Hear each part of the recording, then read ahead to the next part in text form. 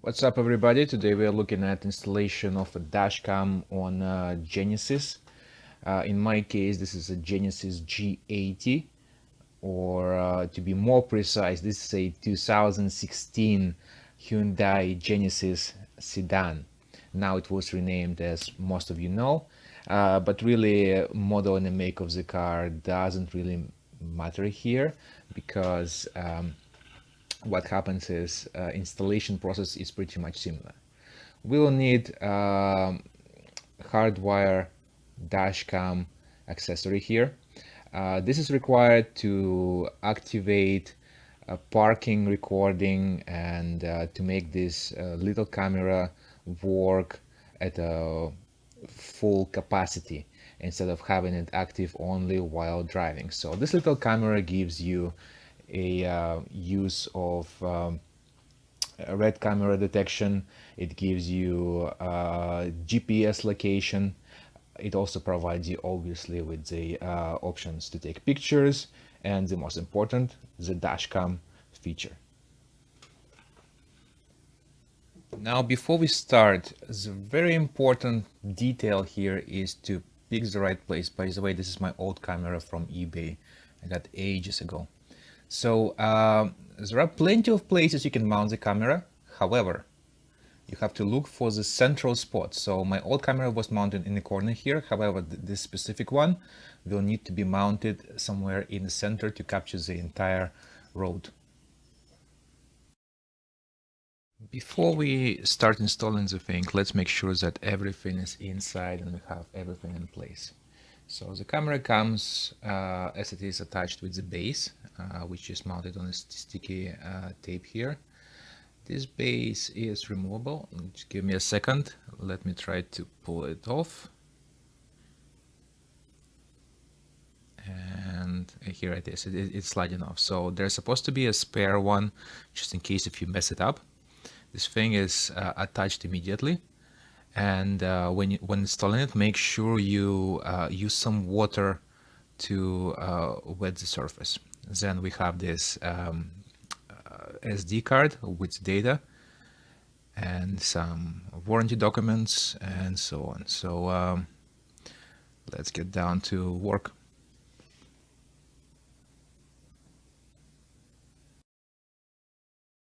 I'm sorry, it's hard to film and stick this thing on the screen, so it's very easily applied to the windshield. It's as I mentioned, that thing is very sticky, so try to be 100% ready to install it in a place. I suggest to install the base on the camera and apply the camera and the base together to the windshield to apply that perfect kind of grip on the screen. Then camera itself comes with clips for the cables. These guys will help you to mount it nicely and will create some spacing for the cable in case if you need to pull it out or you need to reposition it later. However, for me, I found that central position works best. Then next step we're doing here is we are pulling the cable under the roof lining, and it's very easily done because roof itself and the windshield, there is a gap, and in that gap the wire goes in nicely. However, try to maintain a little bit of spare wire in there just in case that you may require to change the position of the camera in the future, and that wire will be there. Otherwise you'll end up pulling and undoing the entire thing again. Then in some specific places you'll feel that there is resistance or where the lining comes in close with the surface. Don't worry about it. There are some tools in the market, very cheap ones, plastic ones. However, I don't really use that. I'm using a simple round key here, and it works perfectly for me. Let me show you how I use it. I just basically feed it in and push the wire through. Just make sure don't lose the key in there. This is going to be the hardest portion of the installation. You'll need to feed that wire through the seam on the pillars. And that seam is a little bit tighter than the one you've been feeding through right by the windshield. However, it's very easy doable, and all you have to do is just apply some pressure right through the seam, bend it off a little, and feed the wire inside. It's very important to feed the wire through because pillar itself contains a airbag, and you need to make sure that it's not blocking it off. Then once you're through, just peel off the weather strips. They're easily getting off. They're not glued, so don't worry about spoiling them.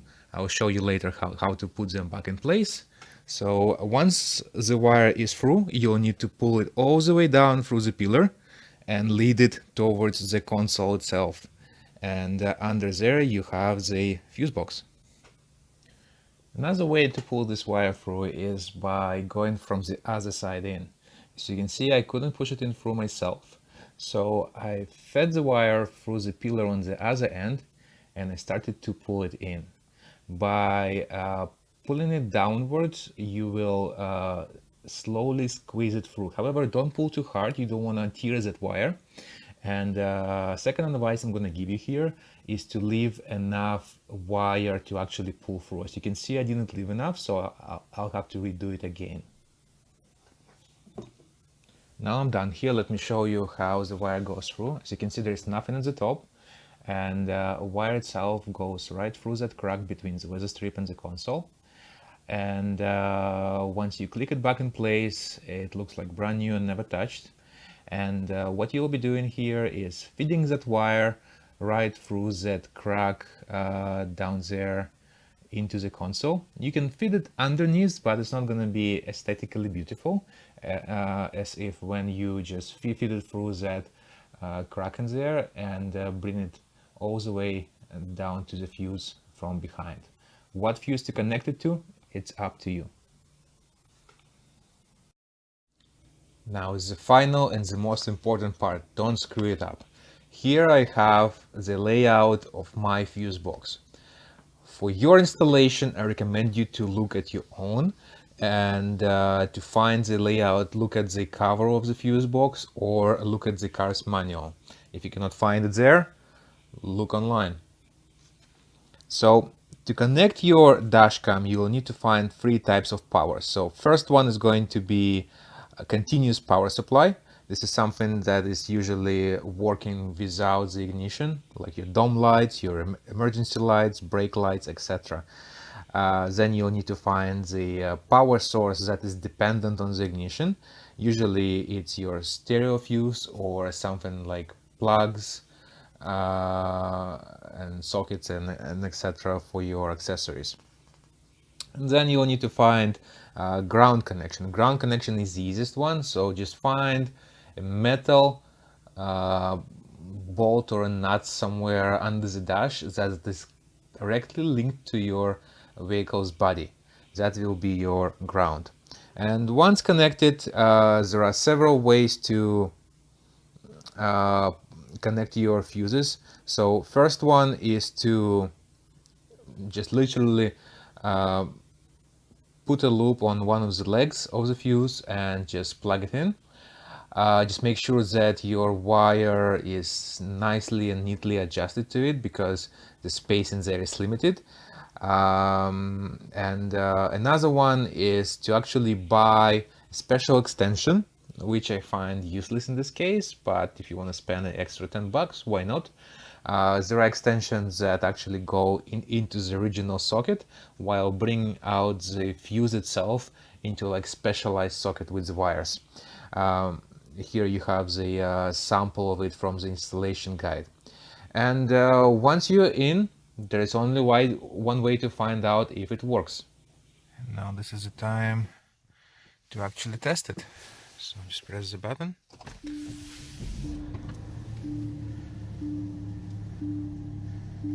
Works.